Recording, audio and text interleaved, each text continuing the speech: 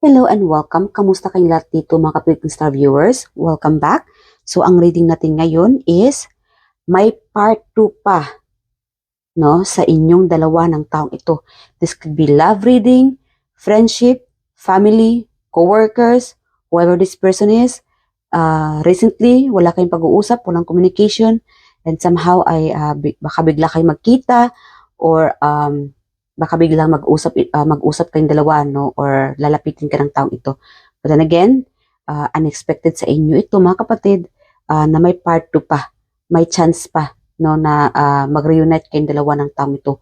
Whoever this person is, as a reminder mga kapatid, pakilakasan na lang po ng volume ng reading na ito.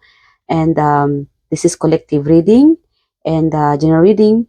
Kunin nyo lang mga kapatid kung saan ka nakarasanit dahil hindi po ito private reading. Alright? So, wag lang po natin lahatin. Lahat ng mga nasabi ko dito, kunin nyo lang kung saan kayo nakakarasanit dito. Alright? So, let's start na. Alamin natin kung sino itong tao na part 2. Alright? Na may chance pa. Bigla kayong magkita or sino itong tao? Spirit Guide Angels? At alamin natin yung overall, bakit ba may chance pa sa inyong dalawa. Alright? Anong intention niya? Spirit ka rin, sino itong tao na may part 2 pa sa ating mga collective? Sino itong taong ito?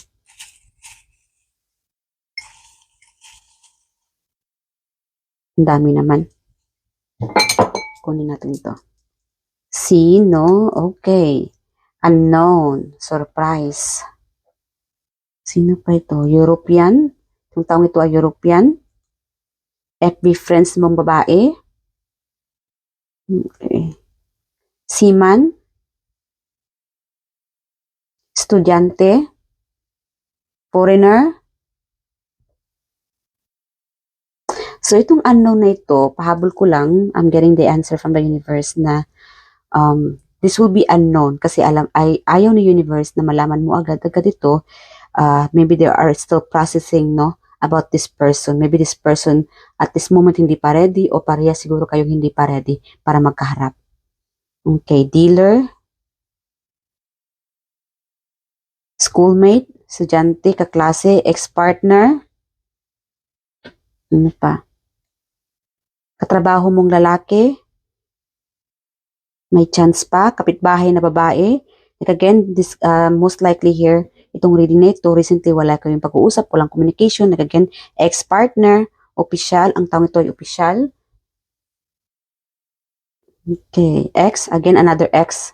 Sa mga exes ninyo, kung ayaw yun na, it's up to you, no? Like again, let go, let God, and wala namang mawawala kung may forgiveness pa, no? At least forgiveness na lang. Foreigner, you are dealing with a foreigner. Confirm, foreigner, my childhood friend. So, confirm na yung foreigner mga kapatid, yung mga exes ninyo, no communication, or somehow ay may part 2, unexpected na may next conversation pa pala sa inyo, ano. Single parent, ang taong ito ay single parent. Kaklase na babae. Like again, confirm, kaklase ninyo. Recently, hindi kayo close, ano. But then again, meron pang part 2. Alamin natin kung bakit ba may part 2 pa sa inyo. Alright. Alright, Spirit Angels, bakit ba may part 2 pa sa ating mga collective? Bakit may part 2 pa sa kanila? Tungkol sa taong ito. Bakit? Okay, like again, 2 of Cups. Meron itong walang communication. I'm getting like, this could be a soulmate yung iba dito. Maybe you guys are seeing each other through dreams. So may part 2 pa sa inyo. There's like a soul connection, soul bond sa inyo. Kaya lang may disconnection. Walang pag-uusap, excess, no communication. Maybe you guys can sense each other or been thinking each other. Kilala mo to, and may part 2 pa sa inyo. And yeah, the reason dito is I think you guys are connected spiritually, psychically, or seeing each other through dreams. Yung iba dito. Very specific here. Okay. So, ano pa? Alright, Spirit Guide Angels. Bakit? Anong reason bakit may part 2 pa sa ating mga collective? Parang meron kasi ditong disconnection, ano? So, there will be like a reconnection sa inyo. Like again, spiritually, psychically, you guys are, maybe it's meant for you guys together. Two of Cups. Yeah, meron kasi ditong energetically, you guys are like a soul bond. Malakas talaga dito yung soul bond sa inyo. Kaya may part 2. It doesn't have to be na magkabalikan, no? But at least reconnection. Yeah, because you guys have spiritually or spiritual energy, may bond sa inyo. Yeah, malakas dito. Knight of Swords. Yeah, this person, I think meron dito magpipretend. I don't know, something about like a surprise. Shockingly, magulat ka dito sa taong ito na maybe this person is like so will going to surprise you to approach you. Alright, Spirit Angels. Yeah. Nakukuha ko yung energy, mga kapatid, na I think this person is not going to directly going to approach you. Baka gagamitin niya yung fake account. Example ko lang ito, or gagamit siya ng ibang tao para siguro makikibalita tungkol sa inyo, or finding out what's going on or what's new tungkol sa inyo. I'm getting like makikibalita. But like again, ayaw niyang iparating sa iyo na directly na siya yung dahilan. Siya pala yun. Okay.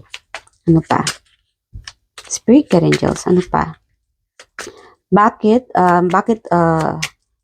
may part 2 pa sa ating mga collective? What's the reason? Main reason here. But may part 2 pa. Kahit nakapag-move on na si ating collective, kasi meron na nag-move on na eh. Maybe you guys just need to reconcile or para makapag-move on kayo pareho. Reconnection. Forgiveness to one another. Like again, siguro nagkaroon lang kayo ng no connection, walang pag-uusap dahil pinili ninyo either there's a third party or pinili ninyong unahin yung mga responsibilidad ninyo sa buhay, like dreams. May nag-abroad dito, mahirap sa inyo na makipag-communicate sa taong ito, or maybe the reason na nagkahiwalay kayo dahil sa third party, or dahil pinili ninyo yung trabaho ninyo, pinili ninyo ang career ninyo, ang pag-aaral ninyo. Like again, you are the kind of person, mga kapatid, na mas piliin ninyo ang inyong kinabukasan dahil marami kayong mga pangarap. Or sabihin natin single parent ka, mas uunahin ninyo ang inyong mga anak, ang inyong pamilya, kaysa sa taong ito. Meron dito sa inyo, you think na nakapag-move on ka na, most likely dito nakapag-move on na eh. Tinalikuran mo na siguro itong taong ito, but then again, the reason, no, meron sa inyo dito, the reason na may reconnection sa inyong dalawa, it's because there's a soul bond, a soulmate friendship, no, or it's like a spiritually, no, you guys are exchanging an energy. Nakukuha o nasa-sense ninyo yung energy. Siguro lately nakikita mo tong taong ito sa panaginip mo, and that's the sign na this person is thinking about you, or this could be the sign that this person is coming back. Kaya nakikita mo siya sa panaginip o nasa-sense mo siya dahil may pagbabalik sa taong ito. A closure. Maybe yung iba sa inyo dito, para makapag-move on kayo pareho, kailangan nyo lang ng proper closure. Alright. Ano pa, Spirit Angels, the reason kung bakit magbabalik ang taong ito? Okay, Queen of Swords. Siguro kina-cut off mo na itong taong ito. Or siguro vice versa, ikaw yung kinat off niya. May ghosting siguro, or somehow ayaw mo na siyang kausapin. I'm getting like, maybe wala talaga kayong communication, no? Sabihin natin sa trabaho or sa school. Nagkikita man kayo pero walang pag-uusap. Silent treatment kayo pareho.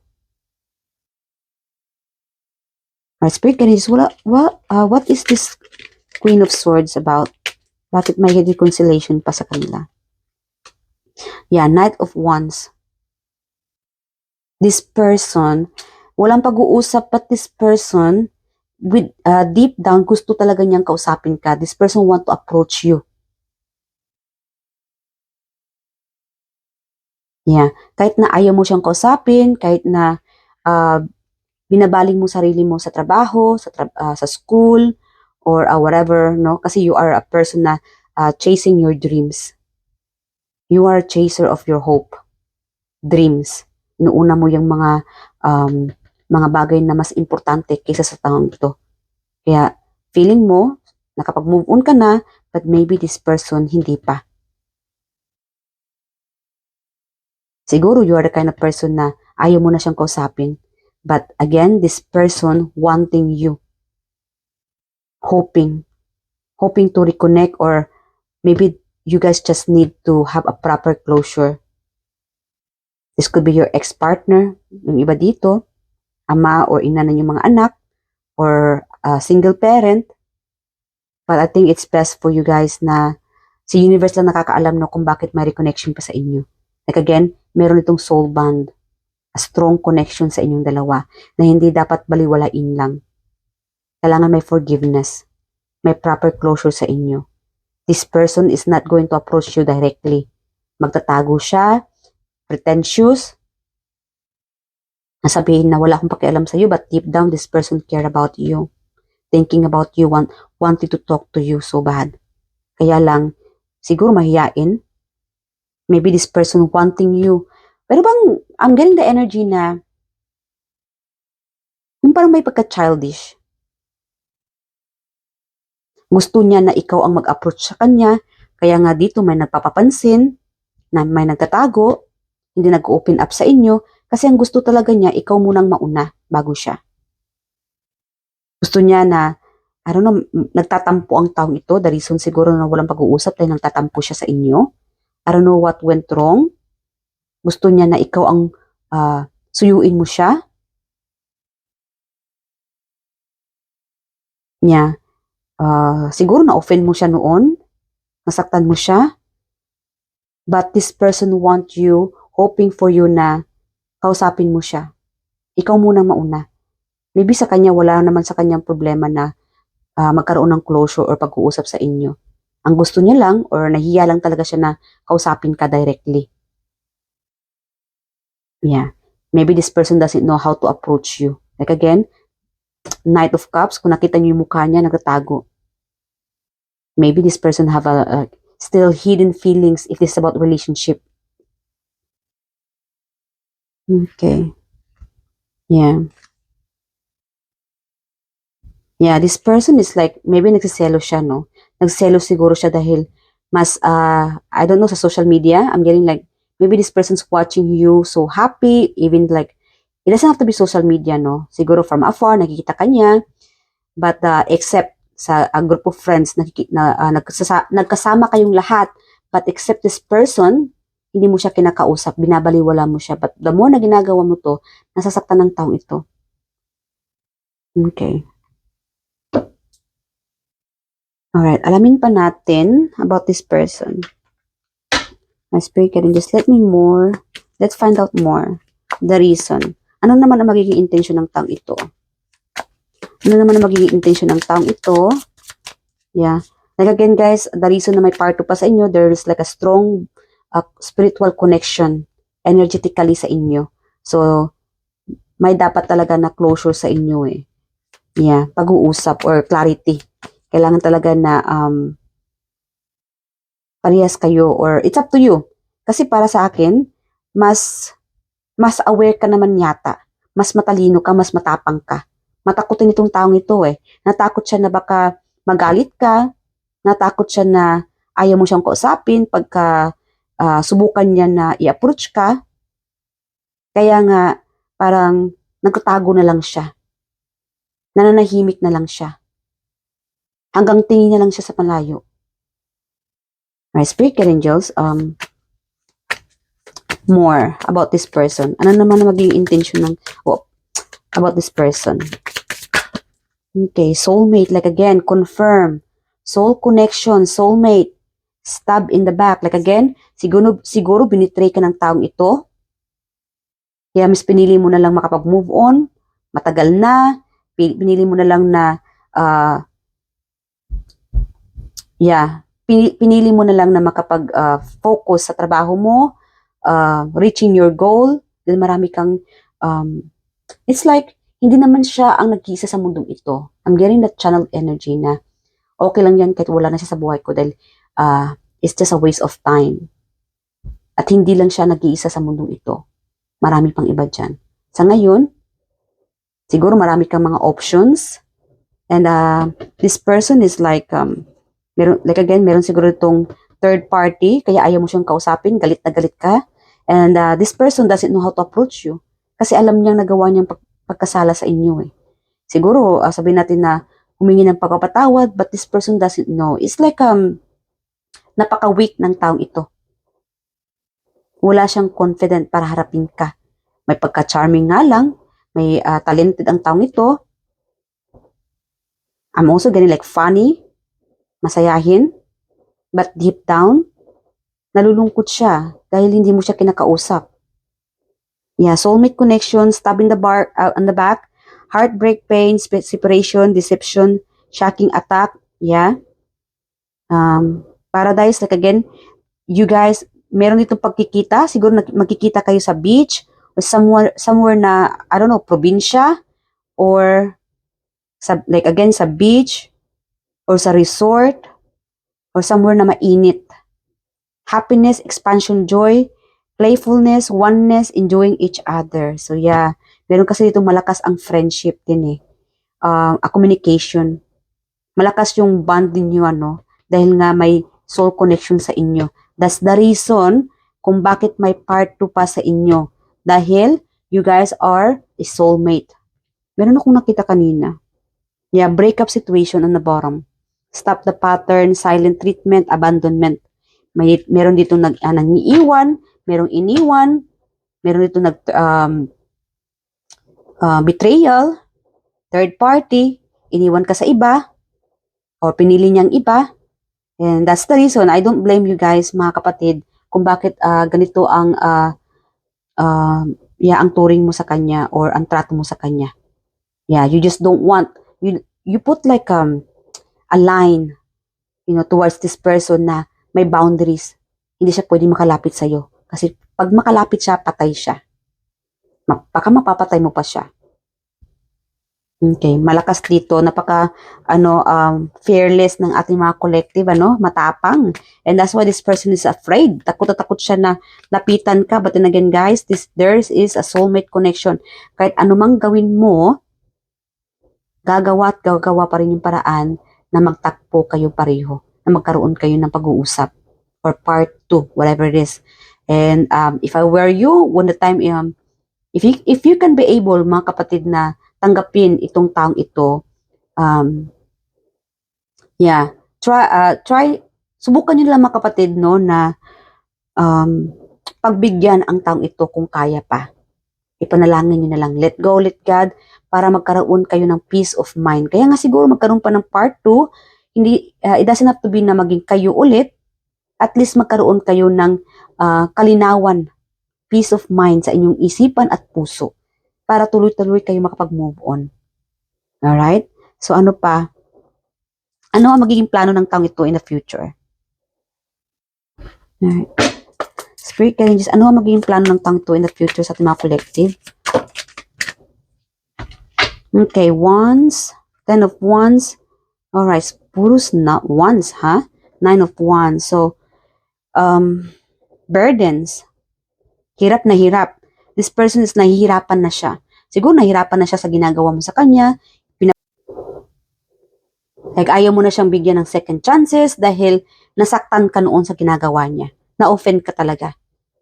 But this person is, kahit na, it's like, this person is making plans. Ang dami niyang plano. Parang wa-epek. Hindi tumatalab. So,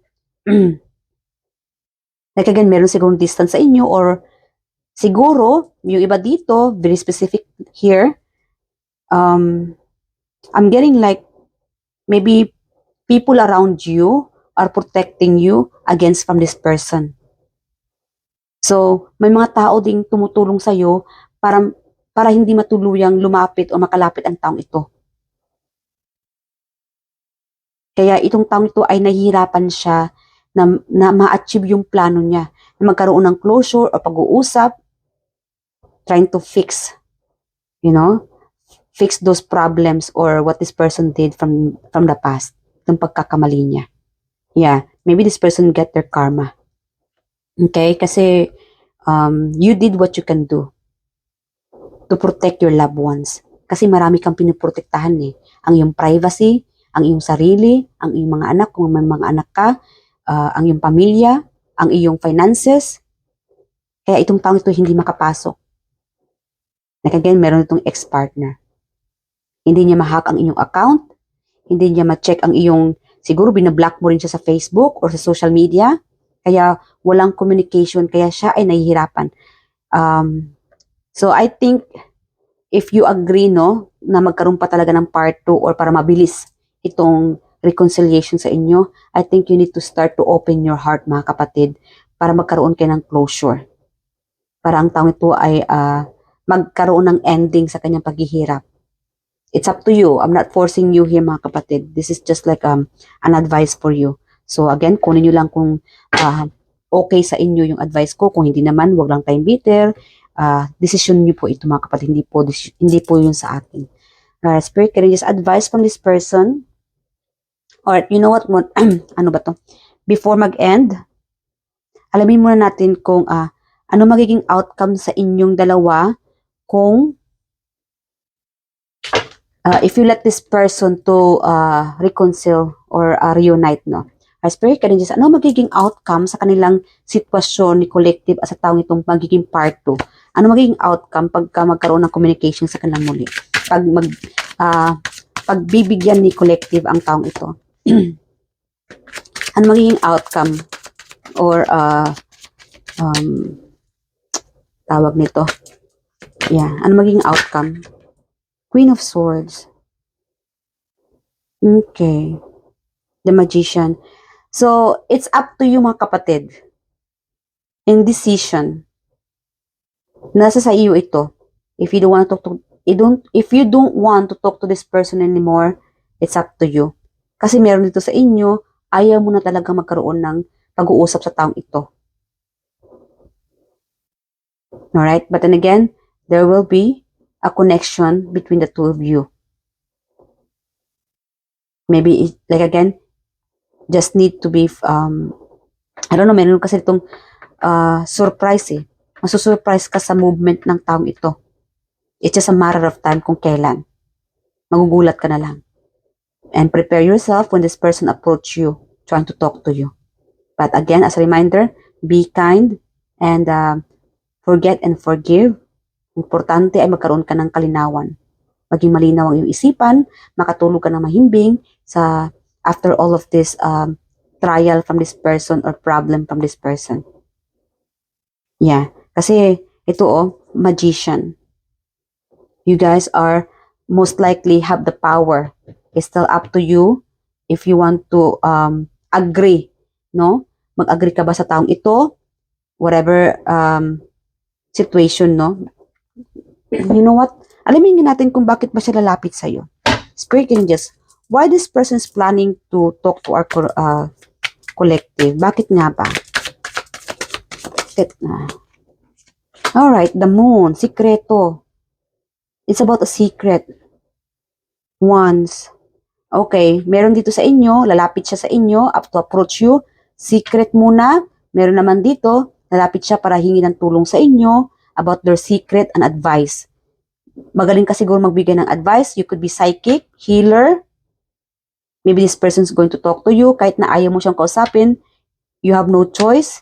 At it's up to you. Well, this is your choice. This is your decision to make.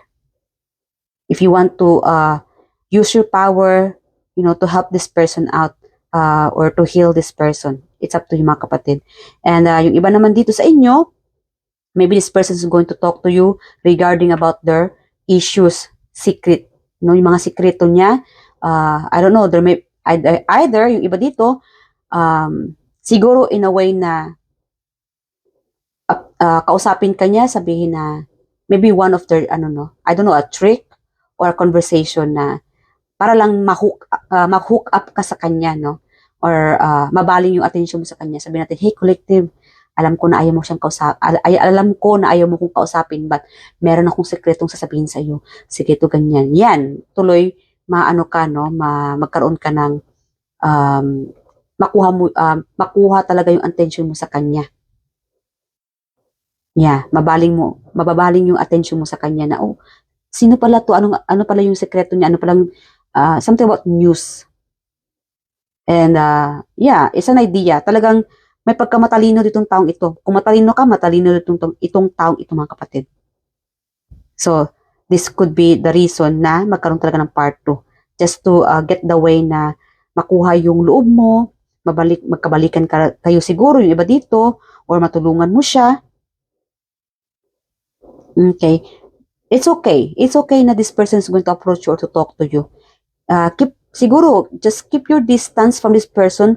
Huwag lang tayong agad-agad, no? Agad-agad magtiwala. Yung iba dito. Baka biglaan magbabalik muli yung paninira, cheating, betrayal. Okay? But as long as there's a forgiveness sa inyo, para magkaroon kayo ng clarity and closure, proper closure na lang.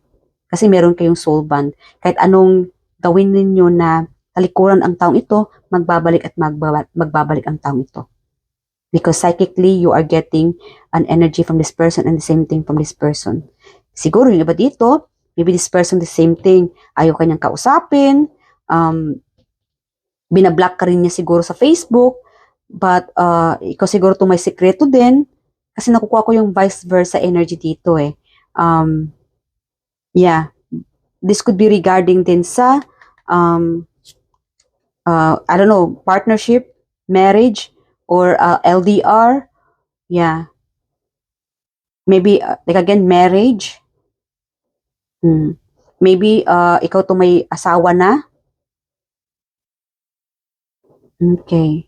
Or somehow, this could be the person na gustong humingi ng pagpapatawad dahil nagkaroon siya ng pagkakamali and a realization no na bakit mas pinili niya itong isa kaysa sa iyo, it's too late na. But at least ay gusto man lang niya na may voice out yung nararamdaman niya.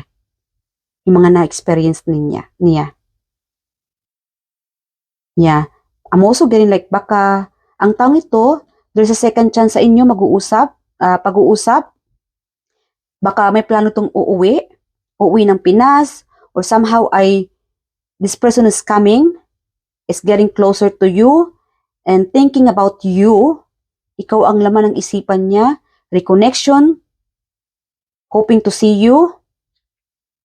That's the reason kung bakit gusto niya makipagkita is to something about their feelings, hidden feelings. Meron siguro yung iba dito na hindi niya nasabi yung totoo niyang nararamdaman sa inyo. Yeah. Yeah, you bring happiness. Siguro ikaw yung ina, ama ng kanyang mga anak, or siguro yung bonding ninyo, nami-miss niya, kaya gusto niya makipagkita sa iyo, or nami-miss niya na kausapin ka.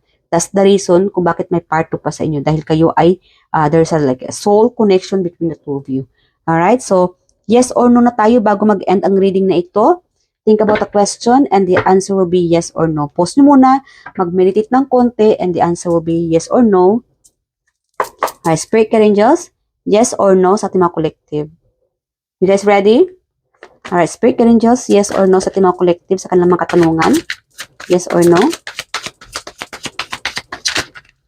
Okay, we have, okay, both. No and yes, defeat. Surrender. It's up to you. You want to do surrender. Surrender mo na lang ay yung problema or about this person, your feelings, surrender. Maybe this person is going to surrender their feelings towards you. Like again, meron kasi ditong hindi niya nasabi ang kanyang nararamdaman. So this person wants to see you, kaya may part 2 pa para magkaroon pa ng connection sa inyo or ma-voice out niya yung nararamdaman niya sa inyo, kung ano yung totoo. This person want to speak the truth, and you too, you want to know the truth. You also speak the truth. Yeah. defeat, walking away, self-sacrifice, self-sabotaging behavior, underhanded behavior, deception, lack of communication. Talaga may kulang dito sa inyong communication, misunderstanding, kaya nangyari ito, ano. Kaya nga may part 2 pa para ma-correct iyong mga pagkakamali. So, aggression, bullying, intimidation. Yes, creativity, action, power, manifestation, skill, magic, work, self-employment, smooth talker. Yeah, this person is definitely a smooth talker. Kaya nga, gagawa siya ng paraan or idea, no, na lapitan ka and may idea siya kung paano ka kausapin para ma-hook up ka. So, having a gift or baka may gift siyang dala, mahilig mag-surprise sa inyo, talaga ma-hook up ka sa taong ito. Having the gift of the gab, willpower, directing your will, creative, visualization, manifesting your desires. So, yeah. And, so hanggang dito na mga kapatid, we have no and yes. Kunin nyo lang kung saan kinakarasanit ito, ha? And I do hope nag-enjoy ka sa reading na ito. Prepare yourself about this person. And, yeah, so it's good to know the truth about this person. And please, speak the truth, how you feel about this person before bago pa huli ang lahat, no. So hanggang dito mga kapatid, and I'll see you guys in my next reading. Thank you and bye.